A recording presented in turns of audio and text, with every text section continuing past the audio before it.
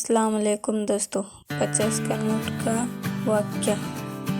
एक व्यक्ति ऑफिस में देर रात तक काम करने के बाद थका हार घर पहुंचा।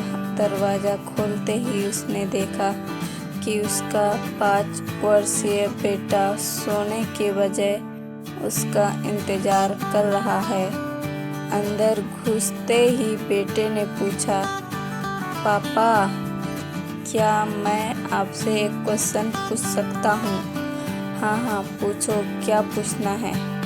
पिता ने कहा, बेटा पापा आप 1 घंटे में कितना कमा लेते हैं? इससे तुम्हारा क्या लेना देना? तुम ऐसे बेकार की सवाल क्यों कर रहे हो?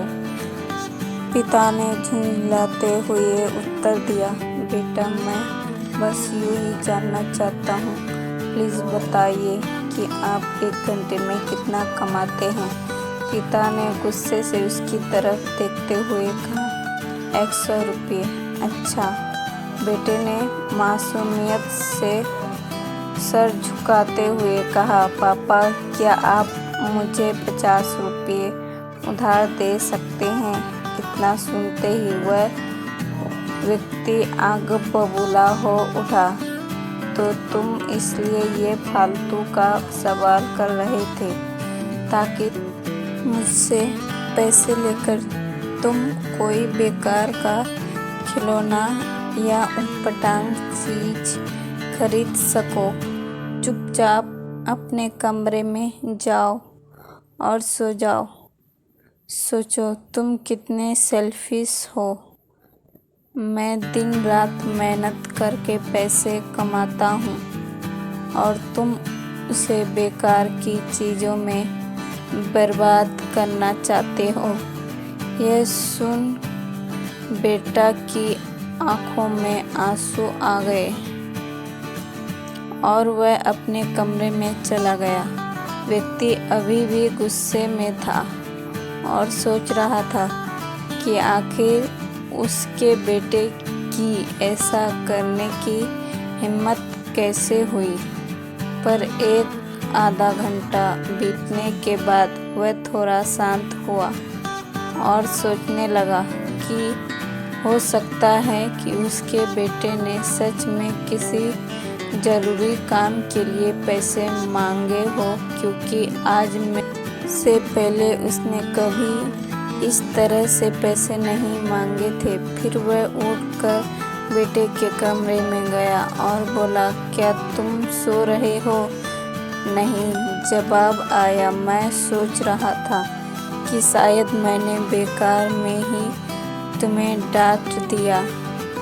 दरअसल दिन भर के काम में बहुत थक गया था।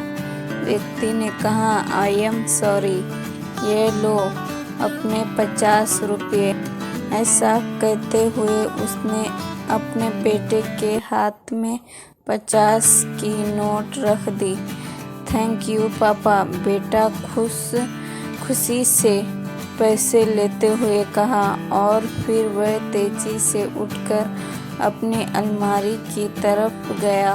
वहाँ से अपने ढेर सारे सिक्के निकाले और धीरे धीरे उन्होंने गिनने लगा। यह देख व्यक्ति फिर से क्रोध होने लगा, जब तुम्हारे पास पहले से ही पैसे थे तो तुमने मुझसे और पैसे क्यों मांगे? क्योंकि मेरे पास पैसे कम थे, अब पूरे हैं। बेटे ने कहा, पापा अब मेरे पास 100 रुपये हैं। क्या मैं आपका 1 घंटा खरीद सकता हूँ? प्लीज़ आप ये पैसे ले लीजिए और कल घर जल्दी आ जाइए। मैं आपके साथ बैठकर खाना खाना चाहता हूँ। दोस्तों, इस तेज रफ्तार जीवन में हम कई बार खुद को इतना बिजी कर लेते हैं कि उन लोगों के लिए ही समय नहीं निकाल पाते जो हमारे जीवन में सबसे ज़्यादा इम्पोर्टेंस रखते हैं। इसलिए हमें ध्यान रखना। होगा कि इस आपातधारी में भी हम अपने माँ बाप, जीवन साथी, बच्चों और अभिष्ट मित्रों के लिए समय निकालें, वरना एक दिन हमें भी एहसास होगा कि हमने छोटे मोटे चीज़ पाने के लिए कुछ बहुत बड़ा खो दिया। खुदा हाफिज़।